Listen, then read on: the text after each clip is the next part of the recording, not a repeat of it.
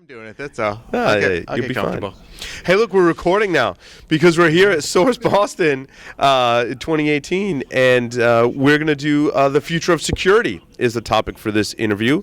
And Russ is from Checkpoint. Now, Russ, what is your role at Checkpoint today? I'm actually a security engineer at Checkpoint Technologies. I'm teamed up with a couple of sales guys. We go on and do pre-sales activities.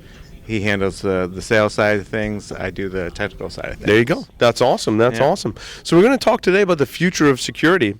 What are some of the major changes you hope to see in security over the next 5 years?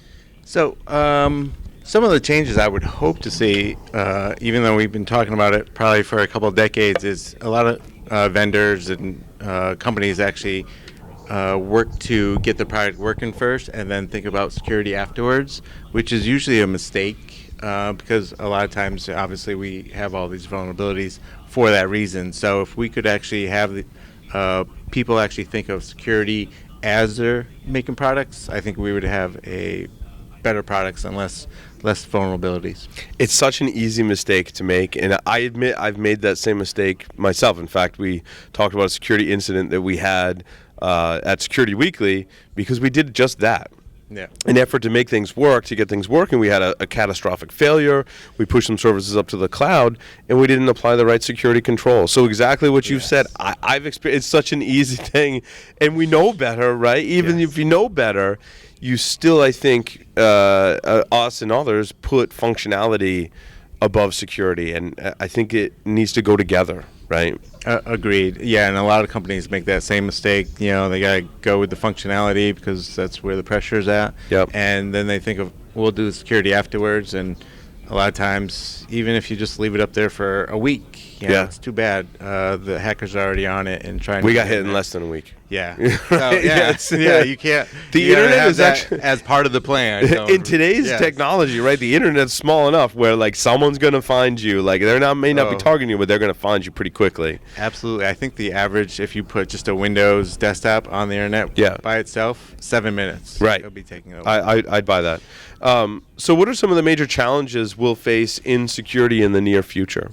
So in the near future, which a lot of companies are facing right now, is basically with mobile devices. Everyone's got an iPhone or Android phone, and people are getting access to their work email, their work networks with these phones, and there's not a lot of security put into those thought as well. Right. Now, I wanted to ask you, Russ, because we actually have this issue here. I've been thinking about it more and more. When we look at a Chromebook, we've been rolling out Chromebooks at Security Weekly.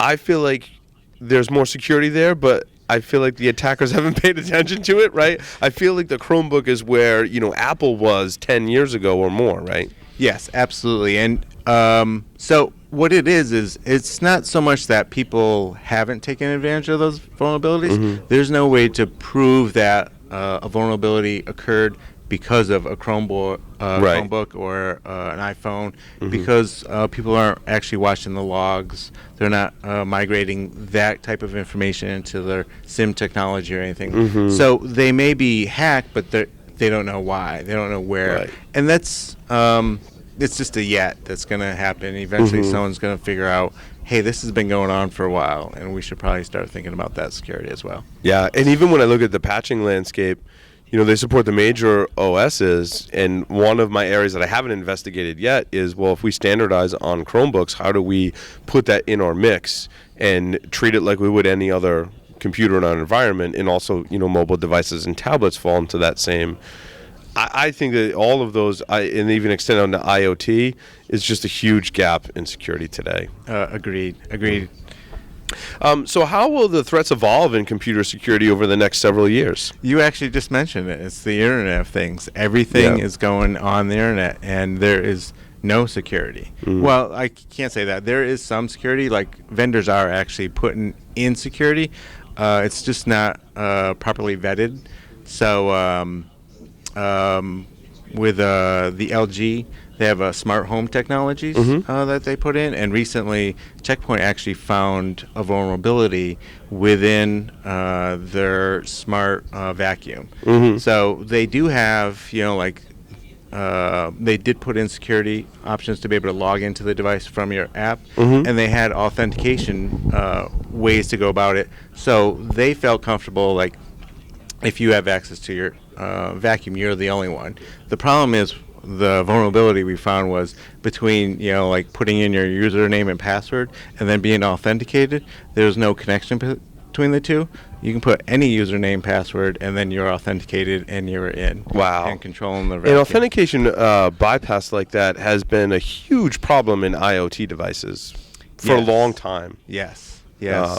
And the fact that we still see it this day, I mean, I've done a lot of IoT, device research, and I really think that we need a framework moving forward that all device manufacturers can implement so that they all don't make those same mistakes. I mean, the example you gave is something that I've seen for the past 15 years.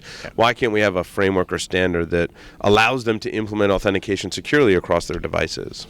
Oh, absolutely. And there are like standards for a lot of things out there. I think we just need to progress and make it easier, maybe, to do like multi-authentication, which it actually is easy. It's just a matter of making the time and doing the work. Right.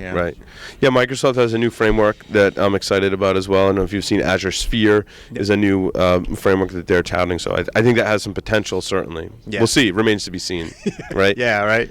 Microsoft's not always known for security, but they keep working on it. Yeah, I I think they do keep working on it and continue to improve in that area. So how will security become part of our culture as technology is adopted in every aspect of our lives? I think we really just talked about some of the issues that you have, right? Yeah. Your vacuum has a vulnerability. Exactly. How much do you care about that? What's the risk? What's the threat?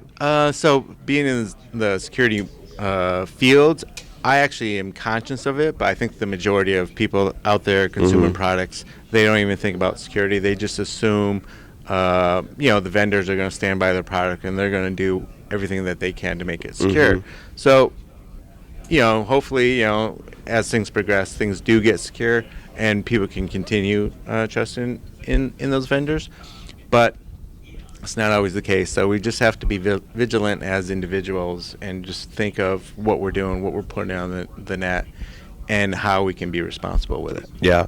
I think the FTC has also done a great job of going after specific vendors that are grossly negligent, and I like to see that trend continue. So much so that I've seen bug bounty adoption go up in a lot of the IoT specific vendors. Yeah. So and absolutely, I should have plugged LG when we actually told them of the vulnerability. They actually worked on getting a patch out to all their devices as soon as possible too. So that's awesome. A lot of times, just not knowing is the problem, and once you become aware of it, a lot of these vendors will fix their problems. Now, do you have an LG vacuum at home? No, I don't. Oh, okay. I use iRobot and Samsung vacuums at home, and they do connect to the Samsung one. Actually, does connect to the Wi-Fi in the app. I think Samsung is probably more secure because it really doesn't work. Like their software is just like not there you go. That's always functioning. secure. Just unplug it. Like my refrigerator is actually the Samsung and my vacuum, and they all go to the same app, and like and my TV too, and like it never works. Now is that the refrigerator, or like if you're at the grocery store and I forgot to check if I have eggs? Can you look? If it works, yes.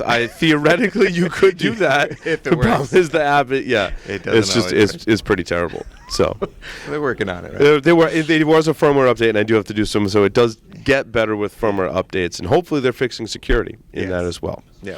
Russ, thank you so much for coming on Security My Weekly. pleasure. Thanks for having me.